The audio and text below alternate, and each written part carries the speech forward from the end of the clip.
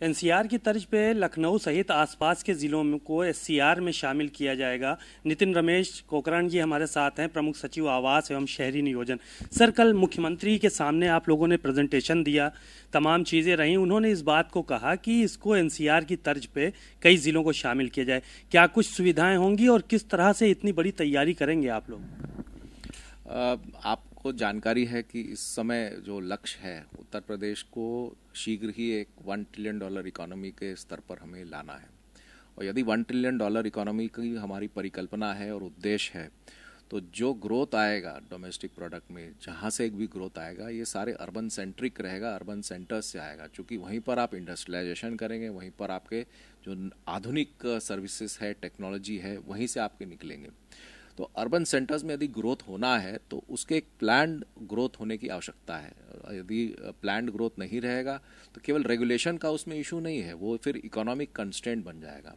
उसकी आज से यदि उसका खाका यदि हम खोल लेंगे कि किस प्रकार से ग्रोथ होगा, कैसे इकोनॉमिक एक्टिविटीज़ प्लानिंग के माध्यम से उसको हम चैनलाइज करेंगे और पॉलिसीज़ ले आएंगे इंडस्ट्रीज़ के और सर्विस प्रोवाइडर्स के साथ में, जो उनकी आवश्यकता है उसको पार्टनरशिप के रूप में यदि हम विकसित करेंगे, तो मेरी मान्यता है कि जिस प्रकार से एनसीआर आज एक मैग्नेट है, या एमएमआरडीए मुंबई का जिस प्रकार एक मैग्नेट है, या एक जिस प्रकार हैदराबाद मैग्नेट है, बेंगलोर मैग्नेट है, चेन्नई मैग्नेट है, तो उसी प्रकार से एक परिकल्पना है कि लखनऊ क्षेत्र को एक रीजनल प्लान डेवलप करा के इसके लिए भी एक निवेशकों के लिए मैग्नेट बने और साथ साथ में इकोनॉमिकली एक्टिविटी यहाँ पर ला करके लोगों को रोजगार और बेहतर फैसिलिटीज़ अर्बनाइजेशन का हम दे सकें।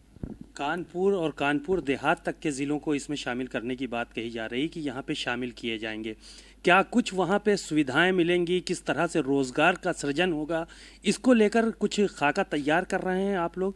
कैसे करेंगे? इतना बहुत बड़ा काम है चूँकि। देखिए, शुरुआत होती है आइडियाज़ से, शुरुआत होती है पहले स्टेप लेकर के कि हाँ, क्या हमें इस प्रकार से रीजनल प्लान कराने की आवश्यकता है कि नहीं है।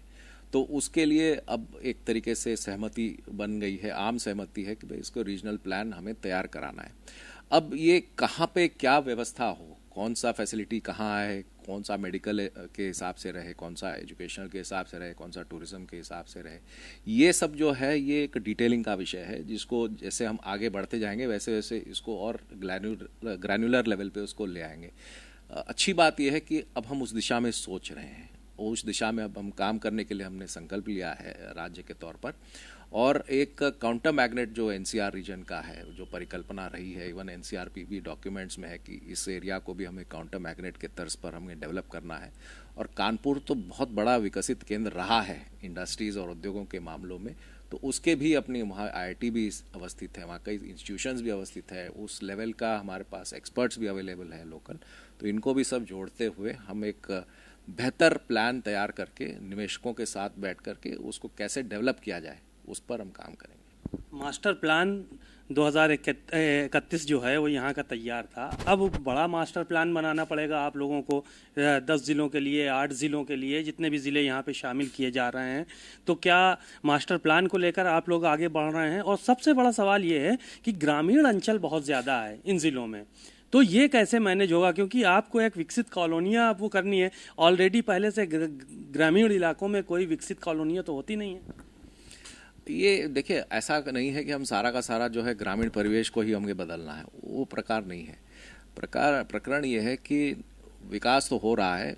आपने देखा होगा लखनऊ का पिछले 25 साल का यदि आप नक्शा उठा लें, 25 साल पहले का लखनऊ और आज का लखनऊ, तो आपने देखा होगा कि विकास तो हुआ है।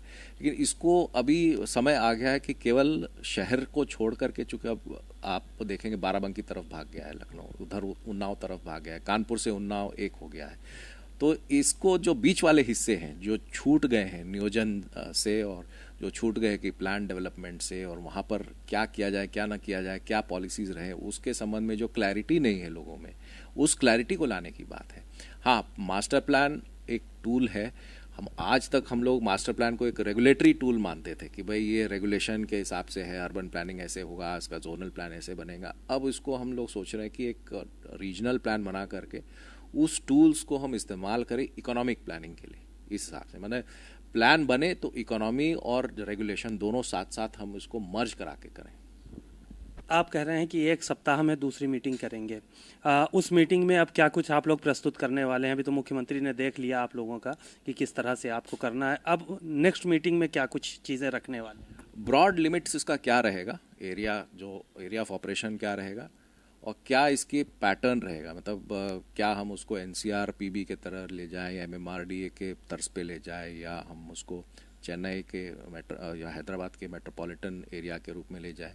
इसके कई सारे एग्जाम्पल्स हैं, तो उसको हम लोग प्रस्तुत करेंगे कि चूँकि इसमें आप पाएंगे कि डिवीज़न वाइज यदि देखें तो इसमें लखनऊ डिवीज़न, कानपुर डिवीज़न और उधर अयोध्या डिवीज़न, ये सारे डिविजन्स का भी एक मिश्रण आ रहा है।